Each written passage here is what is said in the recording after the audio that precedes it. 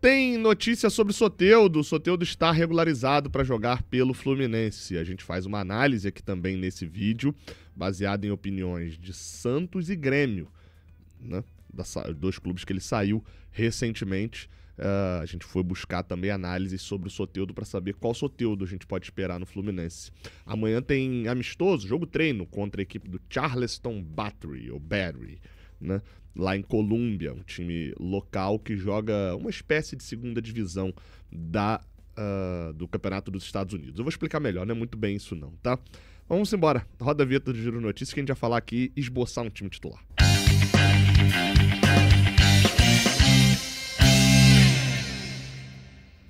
E a gente abre já com isso, tá? Falando sobre um esboço que a gente pode fazer do time titular. O Fluminense amanhã enfrenta o Charleston Battery e explicando que time é esse, qual o contexto. Bem, eles não estão na MLS, né? Na famosa MLS. Ou como é que você fala MLS, né? Eu, por exemplo, falo MLS. Tento não aportuguesar tanto, não. Mas, enfim, eles não estão na principal liga do campeonato dos Estados Unidos, não, no campeonato de futebol dos Estados Unidos. Eles estão como se fosse numa segunda divisão. Eles lá não têm esse negócio de primeira divisão e segunda divisão. Eles têm uma liga, ninguém é rebaixado, ninguém tem acesso, nem nada. Mas as principais forças do país estão na MLS, na Major League Soccer, né? Na maior liga de futebol.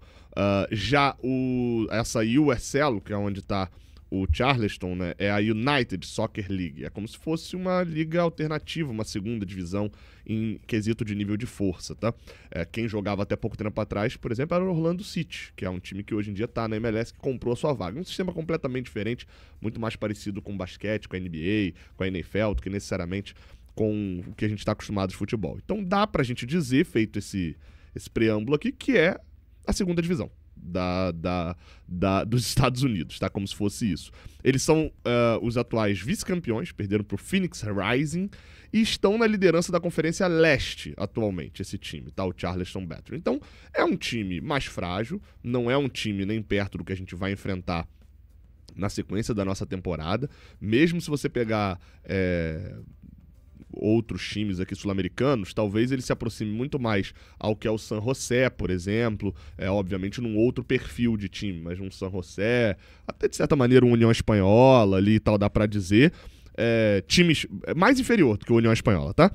Mas times bem mais inferiores que o Fluminense. E a ideia é fazer um amistoso justamente para que o time não fique tanto tempo sem jogar. Fazer um jogo treino ali para que o time tenha movimentação de jogo. E aí não tem, né? Fica muito mais difícil você marcar um amistoso contra o Real Madrid. Você marcar um amistoso contra o Barcelona, que tá de férias agora. Meio que não dá. Então a lógica foi mais essa. Inclusive, alô galera, eu vou pedir ao Lessa, mas o Lessa não vai conseguir para mim. Eu queria muito a camisa do Charleston. Porque agora se eu quero, né, se eu tenho camisa de todos os adversários do Fluminense no ano, por mais que seja um jogo treino, a minha paranoia já me fez abrir a loja do Charleston Battery, mas eles demoravam a entregar, não conseguia entregar enquanto o Lessa tá em Colômbia. Então, alô, você que mora em Colômbia, ou Nova York, ou tá indo pra lá, ou sabe como comprar e quiser me dar essa moral de me dar lá, eu vou estar em Nova York e em Orlando, principalmente, Miami, me dar essa moral. Vamos esboçar esse time aqui logo, né? Então vamos lá, a gente tem alguns desfalques para esse jogo. Soteldo ainda não chegou, vamos falar dele já já. John Arias está com a seleção, o Lescano também está com a seleção. Então vamos lá, tá? A gente fala goleiro, Fábio, não tem por que não ser. Assim como a zaga, não tem por que não ter Thiago Silva e Freitas. Você pode adorar o Ignacio, você pode achar que o Manuel é o melhor zagueiro do mundo, mas não é isso que o Renato acha. O Renato acha que a zaga titular dele é Thiago Silva e Freitas. Provavelmente, inclusive, como é jogo treino, mudanças livres, a gente deve ver um time completamente diferente no segundo tempo também, mas pelo menos o esboço inicial a gente deve ver. Samuel Xavier e Fuentes? Dúvida, né? O Samuel Xavier eu acho que é mais garantida a titularidade. O René e o Fuentes eu não cravo. Eu diria que para esse jogo eu apostaria que ele vai com Fuentes. Ainda é a primeira opção dele, mas pros mais antigos aí no Photoshop. Mas enfim, vamos ver, né? De meio-campista, e aqui pra mim a disputa tá aberta, tá? De meio-campistas, ele já teve Canóbio, a gente trouxe essa informação hoje no giro do no Jornada do Almoço, lá no Jornada KTO 1902, do Canóbio já treinando sem máscara, mas ainda não vimos se o Bernal estava 100%, porque a gente só viu o aquecimento. A princípio, a gente teria como opções para o meio de campo Martinelli, Hércules, Nonato, Paulo Henrique Ganso, deixa eu tirar até esse Renato Augusto daqui. Soteldo agora já usa a camisa 7, né, do Fluminense, foi anunciado agora pelo Fluminense. Então, aí considerando que o Otávio não viajou, o Wallace Davi acho que não é um dos cotados. Eu acho que... Vamos ver, quer dizer, eu acho não, existe uma dúvida, pra mim, na cabeça do Renato entre Nonato e Ganso. Talvez contra o Charleston o Nonato fique no banco. E ele vai testar justamente uma formação onde ele vai ter mais a bola, onde ele vai ter um time menos físico, talvez, possa ter um pouco mais de controle de técnica, que talvez seja um pouco do cenário contra o Sam. Vamos ver. Então eu apostaria no Ganso titular, mas não duvidaria de um Bernal ou de um Nonato, quero saber, inclusive, qual dos dois que está na frente, numa possível formação com 3 volantes. Sem John Arias, acho que dá para cravar que Keno e Serna serão titulares. Pode ser que não, lembrando, não tem John Arias, não tem Lescano, mas esse já seria a reserva mesmo, né? E também ainda não tem Soteldo. Então, o Keno, que depois de muito controlar a carga, aparentemente já está disponível, né? Vem treinando normalmente, e o Serna, que seria o titular, também vinha sendo titular e vinha rendendo. E o Canóbio, Gabriel? Fica aí nessa dúvida também, porque se já tá treinando sem máscara, né? Enfim, vou botar o Canóbio aqui na disputa com o Keno, porque o Serna já vem sendo titular. E no ataque, ao que tudo indica, Everaldo no banco, né? Germancano titular. Acho que se o Everaldo for titular nesse jogo, levanta uma anteninha de suspeita pra mim, porque o Cano tá bem fisicamente, falou que só não tava 100%, que precisava treinar com os companheiros, ele já vem treinando, então um jogo treino nada mais é também do que o momento ideal pra isso. Acho que vem esse time aí, tá? A dúvida aqui, eu acho que ele vai de Fuentes e acho que ele vai de Keno.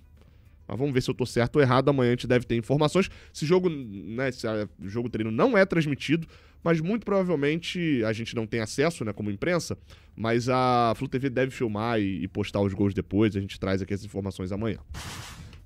Vamos lá, tá? A gente fala aqui agora neste vídeo sobre a transação do Soteldo. Soteldo chegou ao Fluminense, está no bid e está regularizado para atuar pelo Fluminense em competições do Brasil. O Fluminense correu ali, né?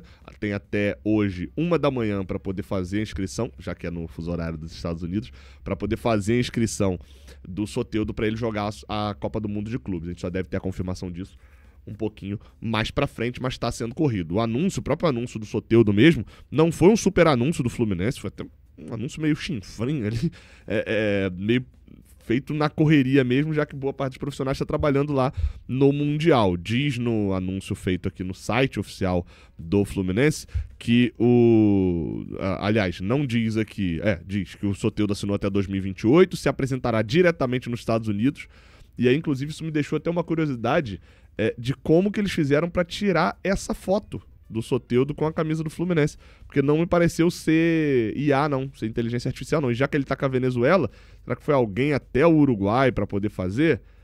Olhando aqui, enfim, pelo visto não parece ser inteligência artificial ou até edição mesmo, que seria algo muito mais natural, né? Uma ediçãozinha de Photoshop, mas enfim, tiraram a foto ali. Vamos lá, tá? Eu fui dar uma olhada, como tá geral atarefado, geral cheio eu não fui pedir ali a dois do Grêmio e do Santos para fazerem vídeos exclusivamente pra gente. Fui nos vídeos do JB Filho, que é um repórter que, enfim, tem um canal aqui no YouTube também que cobre a dupla Grenal, fala bastante de Grêmio ele também, e busquei um vídeo da época em que estava se negociando a compra do Soteldo lá no Grêmio, tá? Então é da reta final, ali um pouquinho antes da reta final do ano passado. E um vídeo do Elvin de Santos, do Felipe Noronha, que ele lançou agora sobre a venda do Soteldo. São 2 recortes que interessam bastante a gente. Eu vou começar com o do Santos, que é o mais recente, e que talvez jogue... Lembre sempre o seguinte, a gente está contratando um jogador para jogar aqui. A gente não está trazendo a análise do torcedor de lá pra cá. É só pra gente saber como o jogador era visto lá. Eu vou rodar aí agora a fala do Felipe Noronha, porque ela parece dura no início. Eu acho que é pra ser dura mesmo, é pra ser importante a gente saber como foi a passagem do Soteldo no Santos, já que tem tanta gente dando graças a Deus que o cara sumiu de lá. Então, vamos tentar entender. E a dívida também fica com o Flu e não com o Santos.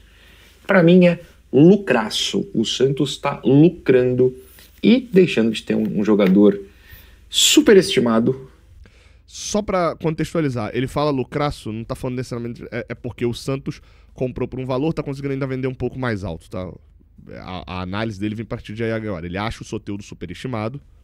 Se lesiona bastante e que a gente precisa ser bem honesto, é um ídolo da carência do Santista. Eu tô me incluindo, não tô chamando de Soteldo de ídolo, tô falando que eu também sou carente. A gente tá numa fase muito difícil, a gente precisa de bom jogador, precisa de títulos. Nenhum dos dois tem aparecido muito por aqui. Bons jogadores até sim, títulos não mesmo.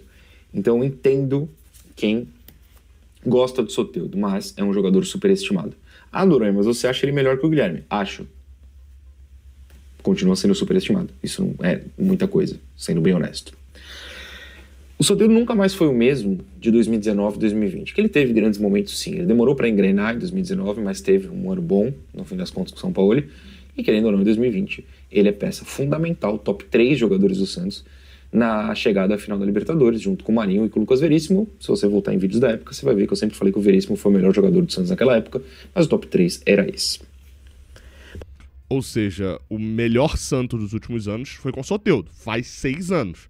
Mas o 19 dele foi brilhante. Mas ele nunca mais foi o mesmo. E, assim...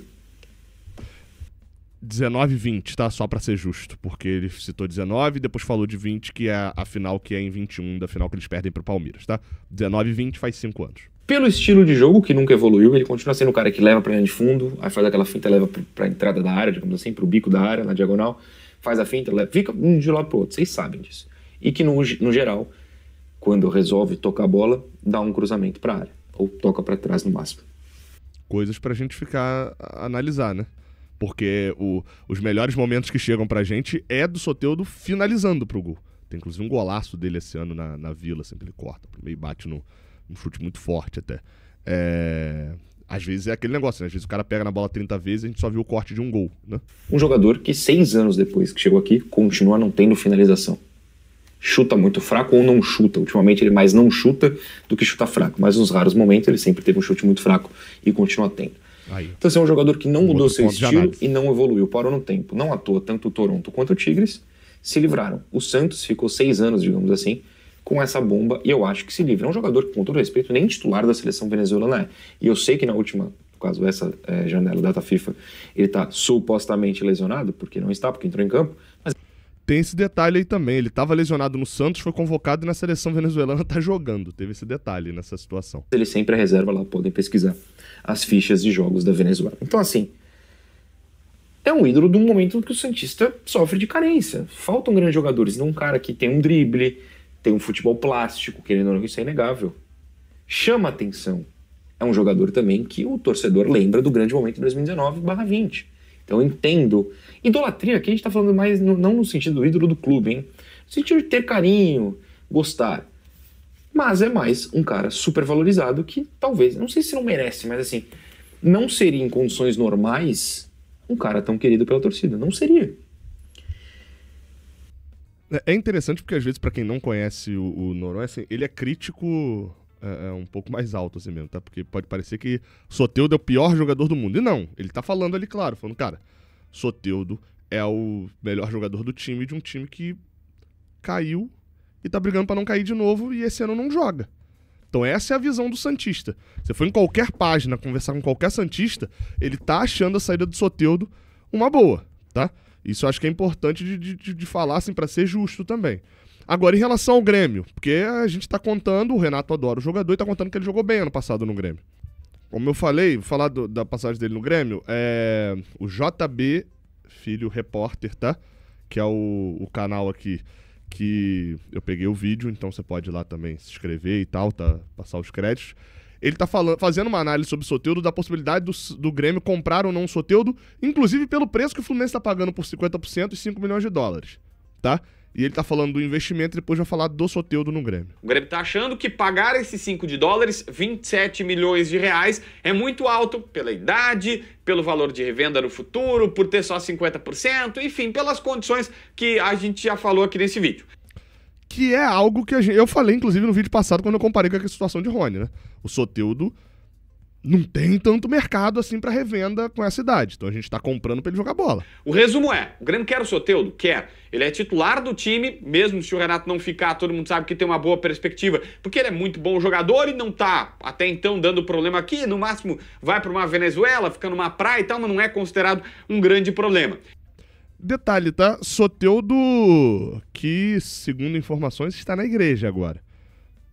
Sabemos que igreja não muda ninguém, né? Muda Jesus, mas talvez um novo Soteldo? Pode ser. E aí o Grêmio quer o Soteldo, mas não nas condições que estão no contrato, e sim numa outra situação, numa outra conversa. E por isso eles querem sentar e conversar. A dúvida é, o Grêmio vai fazer isso antes?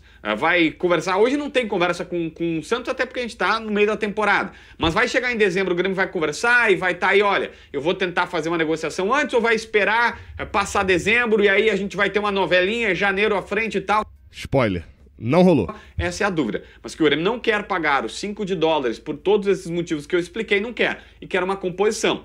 Vamos combinar aqui que é improvável que o Santos reempreste o jogador. Não é a tendência que isso aconteça. A tendência é que o Grêmio tenha que sentar e conversar. Já pensou, se sai um negócio de novo, manda Guilherme, vem o Dodge, negócio desse nível assim.